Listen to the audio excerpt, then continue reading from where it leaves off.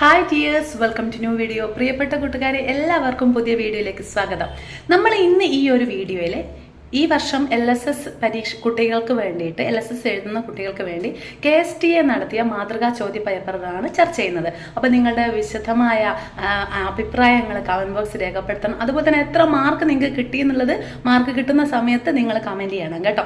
അതുപോലെ തന്നെ നിങ്ങളുടെ അഭിപ്രായങ്ങൾ നിർദ്ദേശങ്ങളൊക്കെ കമൻറ്റ് ബോക്സ് രേഖപ്പെടുത്തുക. ഇതുവരെ നമ്മുടെ വാട്സപ്പ് ഗ്രൂപ്പിൽ നിങ്ങൾ ജോയിൻ ചെയ്തിട്ടില്ലെങ്കിൽ ജോയിൻ ചെയ്യാനുള്ള ലിങ്ക് ഡിസ്ക്രിപ്ഷൻ ബോക്സിലുണ്ട്. അപ്പോൾ ഡിസ്ക്രിപ്ഷൻ ബോക്സിൽ നോക്കിയിട്ട് ജോയിൻ ചെയ്യാം. Okay dears, love you all. അപ്പോൾ നമ്മുടെ വീഡിയോയിലേക്ക് കടക്കാം.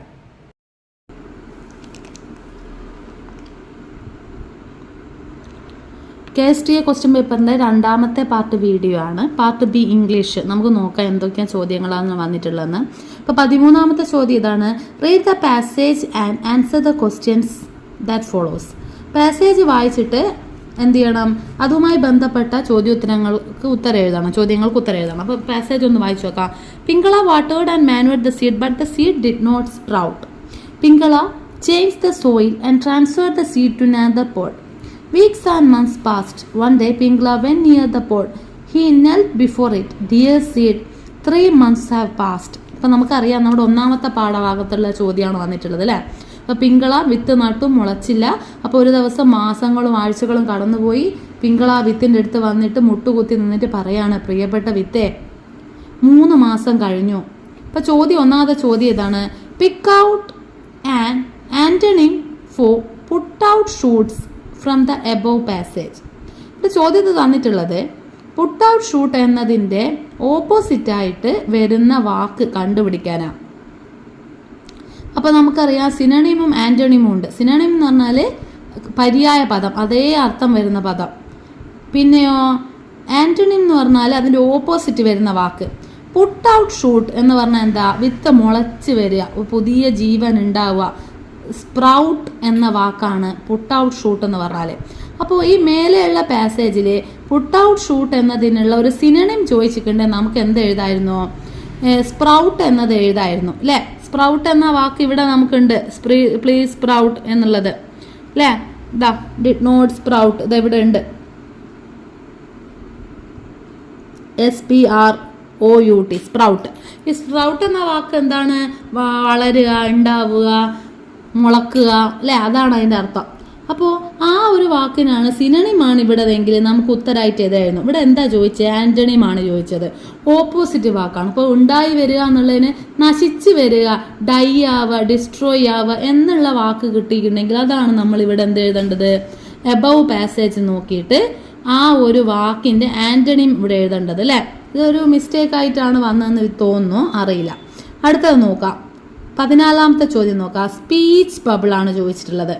സ്പീച്ച് ബബിൾ എന്ന് പറഞ്ഞാൽ നമ്മളിപ്പം പഠിച്ചിട്ടുണ്ട് അല്ലേ. നമ്മൾ ടെക്സ്റ്റ് ബുക്കിൽ ഇപ്പം നമ്മൾ പുതുതായിട്ട് പരിചയപ്പെട്ടിട്ടുണ്ട്. കൂടുതലും 3ാം ക്ലാസ്സിലെ ടെക്സ്റ്റ് ബുക്കിലൊക്കെയാണ് സ്പീച്ച് ബബിൾ നമ്മൾ പരിചയപ്പെടുന്നത്.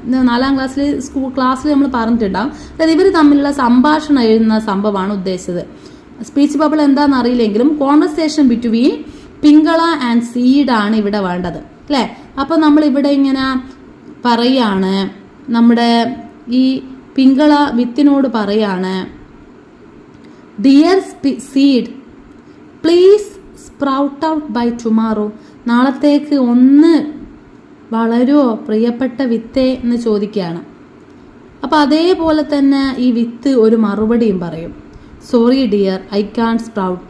എനിക്ക് മുളക്കാൻ കഴിയില്ല സുഹൃത്തെ, അല്ലെങ്കിൽ പ്രിയപ്പെട്ടവനെ എന്നൊക്കെ പറയാം അല്ലേ. അപ്പോൾ അങ്ങനെ പിങ്കളയും നമ്മുടെ ഈ വിത്തും തമ്മിലുള്ള സംഭാഷണമാണ് ഇവിടെ നമുക്ക് വേണ്ടത്. പിങ്കള ആൻഡ് സീഡ്, പിങ്കളയും സീഡും തമ്മിലുള്ള സംഭാഷണമാണ് ഇവിടെ നമുക്ക് വേണ്ടത്. അതിനുശേഷം നമുക്ക് കാണാം അടുത്ത ക്വസ്റ്റ്യൻ എന്താണ്? 15ാമത്തെ ചോദ്യം: ആൻസർ ദ റിഡിൽ. റിഡിലിന് ഉത്തരം തരാനാ. റിഡിൽ എന്താ? I am made of flowers. പൂക്കൾ കൊണ്ടാണ് ഞാൻ ഉണ്ടായിട്ടുള്ളത്. I am of different colours. ഞാൻ പല നിറത്തിലുണ്ട്.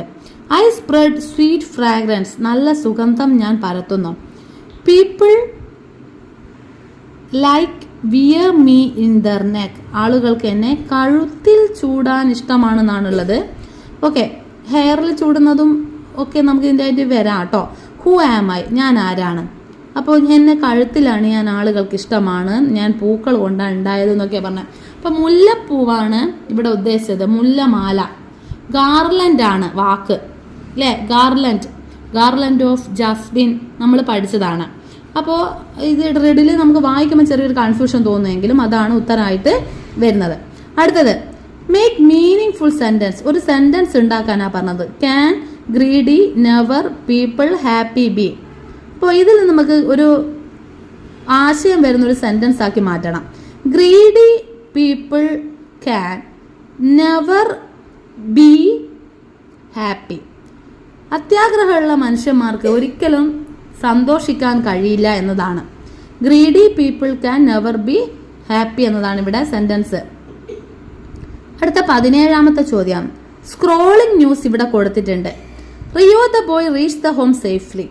റിയോ നമ്മളെ കാണാതായപ്പോൾ ലോസ്റ്റ് ചൈൽഡിലെ കുട്ടിയിലെ ആ കുട്ടി തിരിച്ച് വീട്ടിലെത്തി. അവന്റെ രക്ഷിതാക്കൾക്കൊക്കെ ഒരുപാട് സന്തോഷമായി. They informed the happy news to TV channel. അപ്പൊ TV ചാനലിലൊക്കെ ഇവനെ തിരിച്ചു കിട്ടി എന്ന ഒരു വാർത്ത കൊടുക്കണം. It came as a scrolling news. നമ്മൾ TV-യിലൊക്കെ കാണുന്ന പോലെ താഴെ കൂടെ ഇങ്ങനെ സ്ക്രോൾ ചെയ്ത് പോകുന്ന ന്യൂസ് ആയിട്ടാണ് അത് വന്നത്. Prepare the lightly one. അതേപോലത്തെ ഒരു ന്യൂസ് ഇവിടെ പ്രിപ്പയർ ചെയ്യാനാ പറഞ്ഞത്. ഇതിൻ്റെ അകത്ത് ഈ കള്ളിയിൽ ന്യൂസ് എന്താണ്? അവൻ തിരിച്ചു വന്നു, ഹി റീച്ച്ഡ് ബാക്ക് അല്ലെ, ഹി കെയിം ബാക്ക് എന്നൊക്കെ പറഞ്ഞിട്ട് എന്ത് ചെയ്യാം, പിന്നെ ഫൗണ്ട് കിട്ടി അല്ലേ, മിസ്സിംഗ് ആണ് നമ്മൾ ആദ്യം പറഞ്ഞത്, ഫൗണ്ട് കിട്ടി, ഈ കുട്ടി തിരിച്ചു വന്നു, ഹാപ്പി ന്യൂസ് എന്നൊക്കെ പറഞ്ഞിട്ട് നമുക്ക് എന്ത് ചെയ്യാം, ആ സ്ക്രോളിംഗ് ന്യൂസ് കൊടുക്കാം. ഇപ്പം TV-യിലൊക്കെ കാണുന്ന പോലെ സ്ക്രോളായിട്ട് വരുന്ന ന്യൂസ് ആ കുട്ടീനെ കിട്ടിയ വാർത്തയാണ് നമ്മൾക്ക് ഇവിടെ കൊടുക്കേണ്ടത്. അത് കൃത്യമായിട്ട് എഴുതിയാൽ നിങ്ങൾക്ക് നല്ല കൃത്യമായിട്ട് അതിൻ്റെ 3 മാർക്ക് ലഭിക്കും. അടുത്തത് മേക്ക് മീനിങ് ഫുൾ വേർഡ്.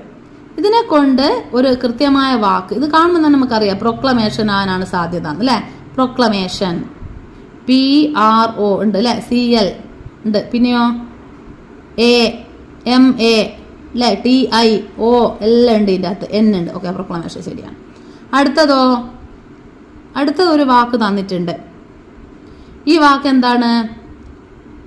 ഇതുകൂടെ കഴിഞ്ഞാൽ ഓക്കെ, ഈ ഒരു ലാസ്റ്റ് ചോദ്യം കൂടിയാണ് ഇതിൻ്റെ അകത്ത് ഉള്ളത്. അപ്പോൾ ഈ 2 വാക്കുകളും നമ്മൾ എന്ത് ചെയ്യണം, കൃത്യമായിട്ട് ഇവിടെ എഴുതണം.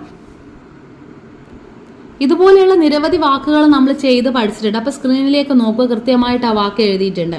ഓക്കെ ഡിയേഴ്സ്, അപ്പോൾ ഇംഗ്ലീഷിന്റെ പാർട്ട് വീഡിയോ നമ്മൾ ചർച്ച ചെയ്തു. അപ്പോൾ ഇവിടെ നമുക്ക് ഡിസ്കോഴ്സ് ആയിട്ട് ഇപ്രാവശ്യം വന്നിട്ടുള്ള സ്ക്രോളിംഗ് ന്യൂസ് ആണ്. പലപ്പോഴും തോട്ട്സും ഡയറിയും ഒക്കെ വരാൻ സാധ്യതയുണ്ട്. അപ്പോൾ ഇംഗ്ലീഷിന്റെ പാർട്ട് നിങ്ങൾക്ക് മനസ്സിലായെന്ന് വിചാരിക്കുന്നു. നിങ്ങളുടെ അഭിപ്രായങ്ങളും നിർദ്ദേശങ്ങളും ഒക്കെ കമന്റ് ബോക്സിൽ അറിയിക്കുക. ഇഷ്ടമായ ലൈക്ക് ചെയ്യുക. അടുത്ത പാർട്ട് വീഡിയോ നിങ്ങൾക്ക് ആവശ്യമുണ്ടെങ്കിൽ കമന്റ് ബോക്സ് പറയുക. നമുക്ക് അടുത്ത KSTയുടെ ക്വസ്റ്റ്യൻ പേപ്പറാണ്. KSTയുടെ ക്വസ്റ്റ്യൻ പേപ്പറിന്റെ അടുത്ത പാർട്ട് നമുക്ക് എന്ത് ചെയ്യാം, ഉടൻ തന്നെ ചെയ്യാം. Okay, love you all. See you next time. Thank U.